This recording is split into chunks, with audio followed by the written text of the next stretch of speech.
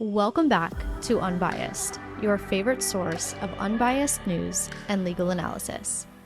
Welcome back to Unbiased. Today is Monday, June 17th, and this is your daily news rundown. As always, if you love the unbiased approach that this episode provides and you feel more informed after listening, please go ahead and leave my show a review on whatever platform you listen, share the show with your friends, and of course, if you're watching on YouTube, hit that thumbs up button and subscribe to the channel. All of those things really help me out, so thank you in advance.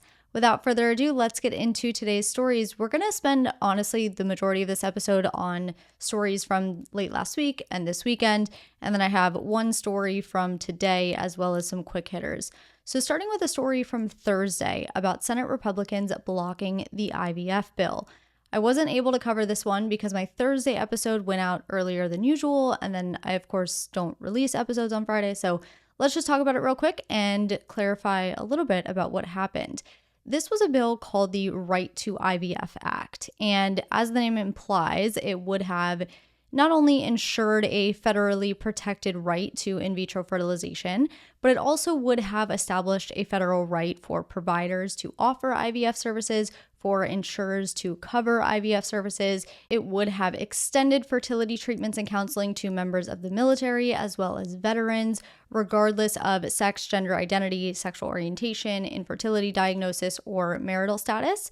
It gave the Secretary of Defense, acting through the Assistant Secretary of Defense for Health Affairs, the role of establishing fertility preservation procedures following any illness or injury of a military member, and a lot more. A large portion of the bill actually dealt with the military. The vast majority of it dealt with the military. So yes, federal protections for, average everyday citizens was in there, but it really dealt a lot with the military. So the argument from the Democrats who introduced the bill was that we need to federally protect IVF because we've already seen a few states try to come after it. The Supreme Court overturned Roe versus Wade. There are threats to the IVF process. Countless Americans rely on it to reproduce.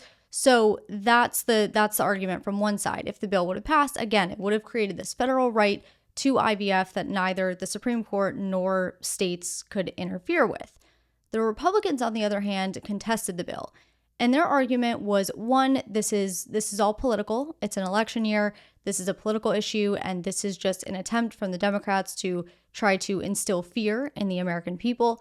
Two, the bill is too broad. It goes too far. And three, those Republicans that stand by that life begins at conception argument take issue with what happens to embryos, when they're unusable. Like currently in the IVF process, they're discarded and thrown out. And some Republicans have an issue with this because they see this as manslaughter. So anyway, when it came time for a vote, Senate Majority Leader Chuck Schumer forced a vote on the bill on Thursday. It ended in a 48-47 vote to block it. 2 Democrats joined all Republicans to pass it, but it wasn't enough. Following the vote, all 50 GOP senators wrote a joint letter saying, quote, Senate Democrats have embraced a summer of scare tactics, a partisan campaign of false fear-mongering intended to mislead and confuse the American people. In vitro fertilization is legal and available in every state across our nation. We strongly support continued nationwide access to IVF, which has allowed millions of aspiring parents to start and grow their families. End quote. Now, I do want to note that Republicans introduced their own IVF bill, Republican senators specifically. So they introduced this IVF bill. It's much shorter. It's called the IVF Protection Act. And it would essentially amend the Social Security Act to say that in order for states to receive Medicaid funding, they cannot prohibit IVF services, and they must ensure that no unit of local government within their state prohibits such services either. So that was the Republicans' way of saying, look, we're willing to protect IVF, but we're not going to go as far as the Right to IVF Act did. Democrats, though, like Senator Patty Murray, say that this Republican legislation is just an attempt to address the problem, but doesn't actually solve the problem. There's too many loopholes. It purposefully ignores what happens to unused embryos. It would do nothing to stop fetal personhood laws from upending IVF care. Of course, personhood laws are those that would classify embryos as a person and therefore potentially carry a manslaughter charge if discarded or damaged. So some Democrats are not on board with the Republican legislation. They say it doesn't go far enough, just like some Republicans are not on board with the Democrat legislation saying it goes too far. That's the IVF fight in a nutshell. Hopefully that cleared up any of your questions from last week. Sorry I couldn't cover it. I do, of course, have both the Democrats' IVF bill and the Republicans' IVF bill in the sources section of this episode if you want to read them. Those sources can always be found in each episode description. There's always a hyperlink there, as well as on my website, jordanismylawyer.com. Another piece of news from this weekend, or actually Friday, according to a new exclusive Reuters report, which was released on Friday, the United States military launched a secret campaign at the height of the pandemic to deter Filipinos from getting the COVID vaccine, specifically the Chinese COVID vaccine. So a little different than the vaccines we have here in America, but the undercover operation has not been reported on until now.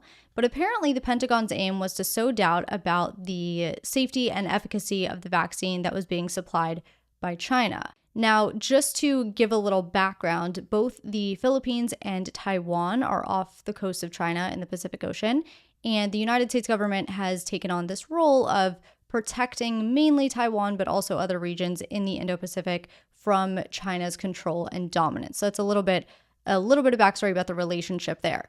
So as part of this report that was put out by Reuters, Reuters contacted many people, but one of those people being a senior Defense Department official who acknowledged that the U.S. military engaged in secret propaganda to disparage China's vaccine in the developing world, but didn't give anything more than that, declined to, go into further detail.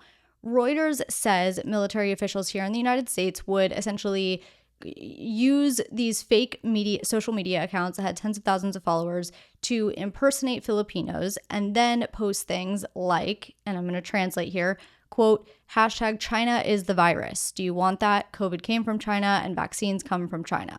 End quote. Another post read, quote, COVID came from China and the vaccine also came from China. Don't trust China. End quote. So his messages along those lines.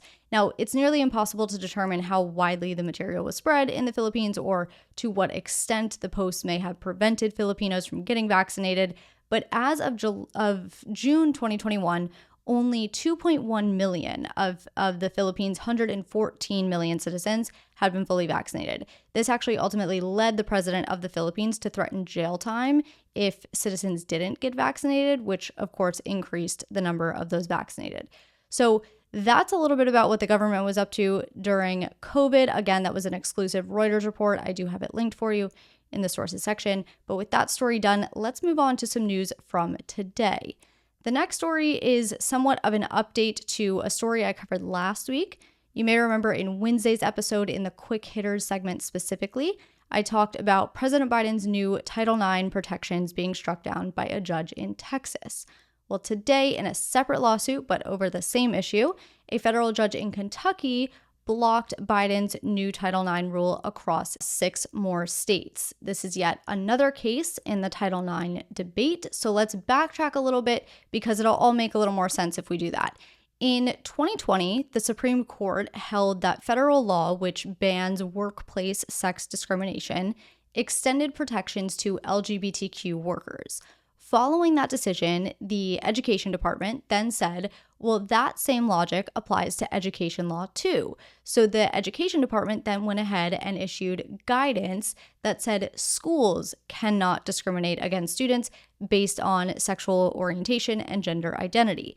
Then, this past April, the administration went ahead and issued a final rule saying the same thing. So the difference between guidance and a final rule is that guidance is just that. It's mere guidance. It's just a suggestion to act in some way, whereas a final rule is a formal and binding regulation that says schools must act in a certain way, otherwise they can lose their federal funding. So following the guidance issuance back in 2021, there were multiple lawsuits filed by various states, which are still playing out. But then, following the final rule issuance this past April, much more recent, even more lawsuits were filed, and some by some of the same states that sued over the guidance in 2021. So a lot of lawsuits at play here, but just know that some are over the 2021 guidance and others are over the newer final rule.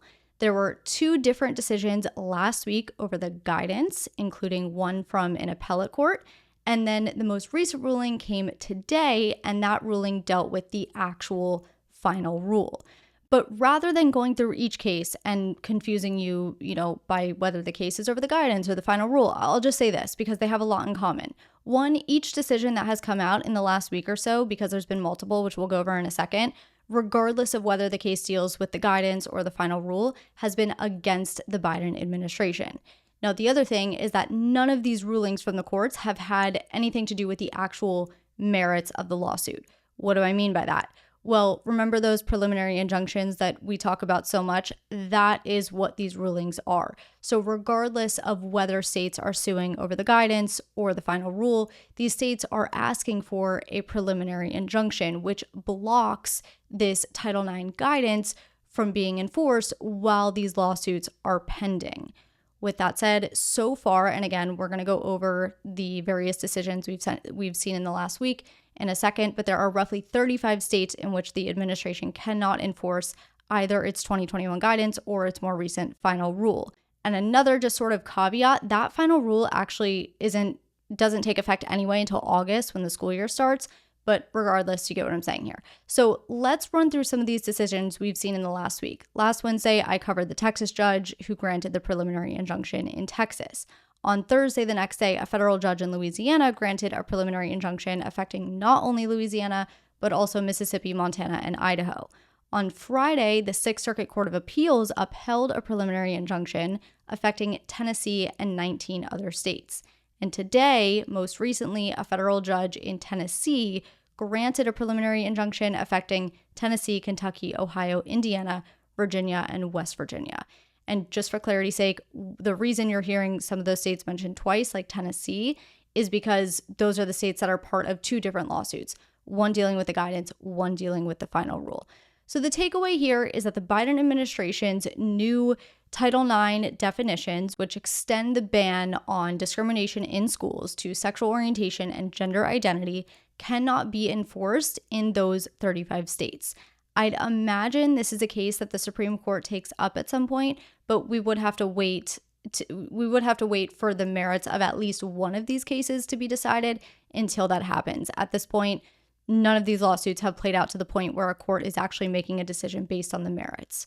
So now let's finish with some quick hitters. We'll start with Hunter Biden. Hunter Biden may be seeking a new trial in his federal firearm case. Earlier today, Hunter's attorneys filed a motion for a new trial based on lack of jurisdiction, but the filing was deleted just a few minutes later. Now, the filing very well could have been deleted because of a mistake that needs to be corrected. That's common, but it at least illustrates this narrative that that's the direction the legal team is headed in, right? If that refiling is ultimately re-uploaded, I'll go into more detail at that point as to what lack of jurisdiction means and how it's relevant to Hunter's case and what the argument is. In some other news, the governor of Maryland issued an executive order today pardoning more than 175,000 marijuana convictions. The pardons will forgive low-level marijuana possession and certain paraphernalia charges, which will affect an estimated 100,000 people.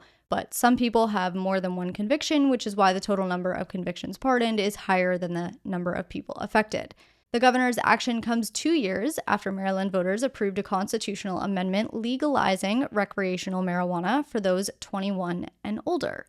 In some other state news, New Jersey's Attorney General has charged Democratic power broker and former Democratic National Committee member George Norcross with racketeering and other charges in connection with government-issued tax credits.